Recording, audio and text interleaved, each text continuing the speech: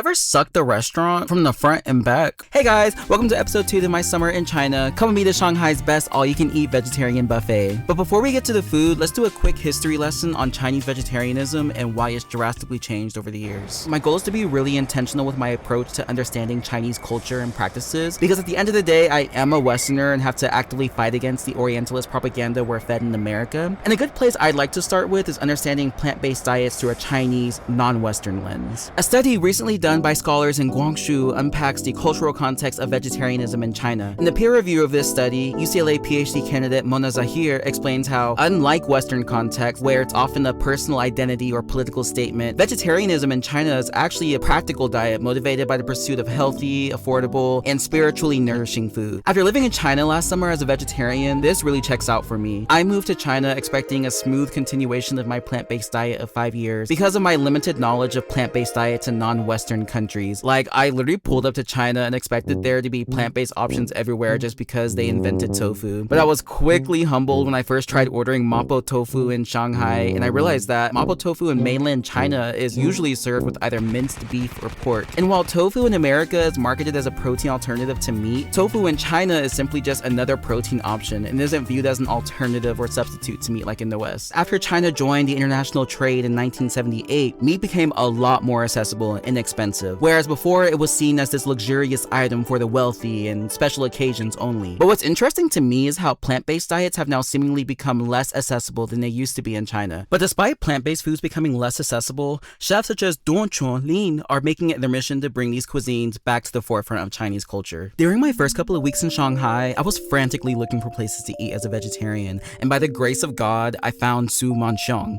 And y'all, when I tell y'all this place saved me, like, I'm not even joking. I had just gotten off of work and was exploring one of Shanghai's billions of malls, which honestly I can make separate videos about.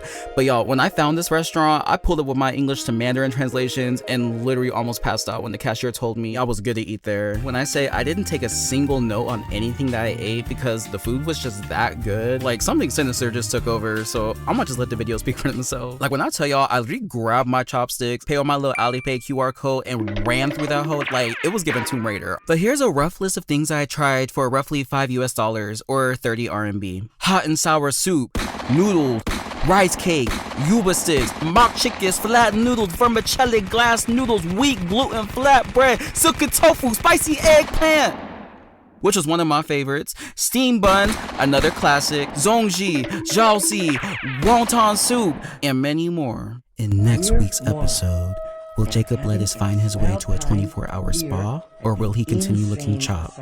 Find out next Tuesday at 7/6 Central.